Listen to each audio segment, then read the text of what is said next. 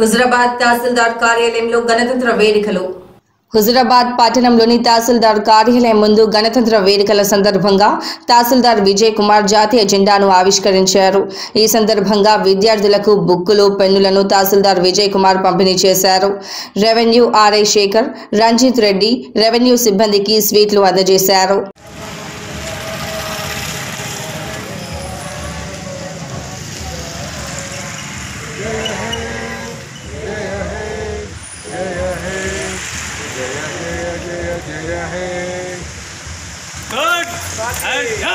भारत माता की भारत माता की